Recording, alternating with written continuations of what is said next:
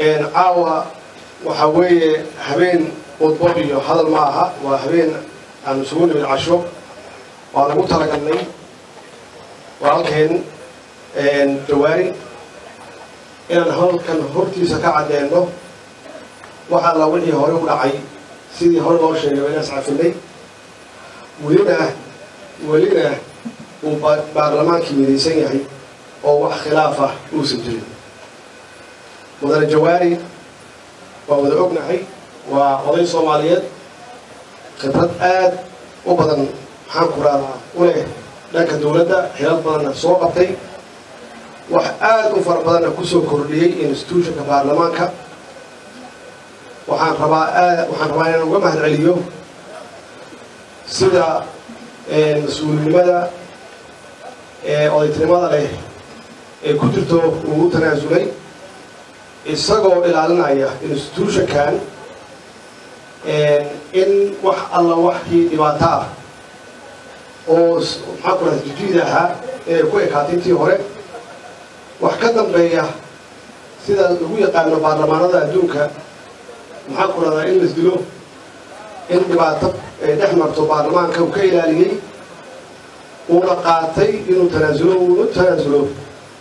برلمان كان يشعب كصوماليين إيوه دول هناك وتنازل معناه هذا وحيد هاي إنه ما يعني شرف كاني كيلا لي عبد وحنا أمسنا هاي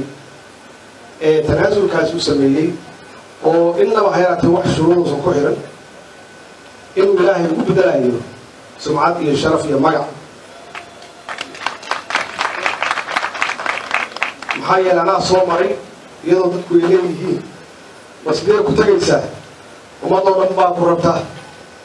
ilaahay waa aragtaa wuxuu igu bedelay marka ilaahay waa qafuur raxiim awoodiisu wax limid ma laha waxaan aaminsanahay inuu markay ugu saaran tahay naxariista ilaahay ka helaayo badbaadadu baarlamaankan iyo shacabka Soomaaliya ka ilaaliyay qormadii magaxumada mudan jawaari waa saan sheegay كل جيلنا نقول حشمات يا كلامه كل جيل معها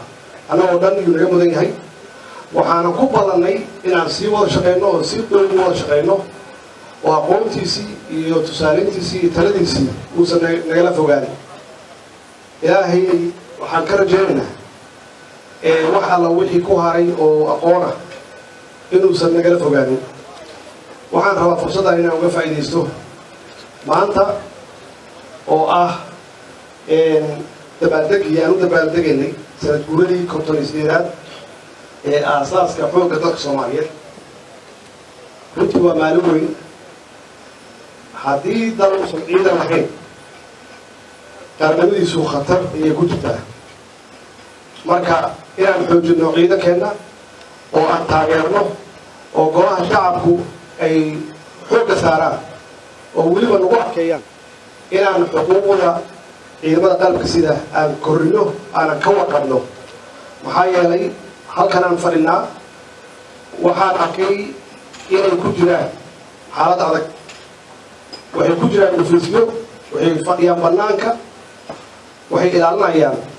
qoladaas horarka ah inaysan noogu iman halkan kanaaca ku qoraysa waxaa laga yaabaa inay u dhaawacmaan inay u dhintaan marka inaan la ognahay oo mar walba xasuusanna xaaladda adag ay ku jiraan aan garab ku siino aan ku taageerno aan ku daryeelno waxaa laga rabaa xildhibaanada sharafta leh iyo xukuumadda waa haddii aan doonayno inaan dalka ka horeyno qolooyinkan horarka ah oo shabaabka ah waxaa aan makhaatimo doonta ah oo makhaati ka ah inaan soo arkay 3 isbuuc aan deganaa wasaaradda gaashaandhigga inaan soo arkay ciidan diyaarsan oo niyad wanaagsan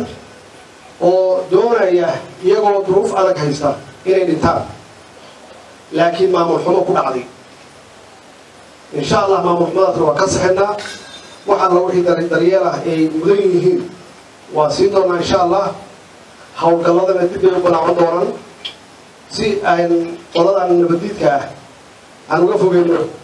meel kasta oo dowladda gacanteeda ku jirto waa mahadsantihiin waxaan loo balan ah xildhibaanada sharafta leh inaad mid ahaataan oo aan u wada shaqeyno qaranka Soomaaliyeed oo aad la shaqaysaan xukuumadda hadday noqoto sharci dejintii iyo ansixintiiba haddaan midaysannahay waxaan aaminsanahay inaan shabaabka adkaanayno laakiin haddaan qaybsannahay waa markaa ay ka faa'iidaysan karaan oo ay dhibaatooyinkan aragnay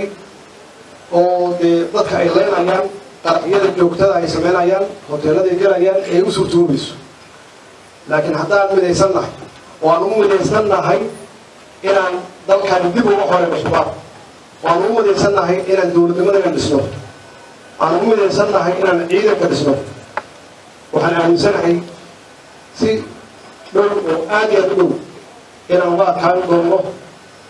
qoyinkaas horarka ah ee al-shabaab saad ogtihiin maanta waxay qarxiyeen ciyaal dhalinyaro ah oo kubad ku ciyaaraya baraawe waa ilmo yar yar ah oo aan qaan gaarin iyo waxay soo dhex dhigeen miila soo dhex dhigeen waxay halkaas kaga dileen dhalinyarada 4 dhalinyaro ah oo waxba garabsan oo iska ciyaaraya marka macnaheedu waxay tahay waxaa noo yaala howl aan fududeyn iyo noo taalla annaga yaan isu joogin aan isindha buuxino dhibka iyo qaraxyada iyo dagaalka joogtada nagu hayaan shabaab yaa wax walba nooga weyn cadowga keliya aan leenahay waa iyaga waxaan u baahannahay muddo 2 sano wax ka yar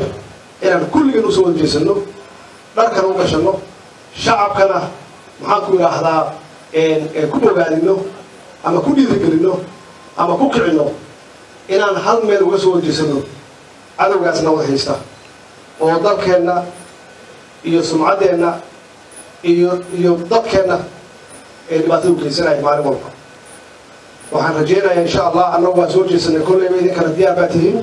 annagoo gacmaha haysaysanay inaan dowladnimadan dhisano annagoo gacmaha haysaysanay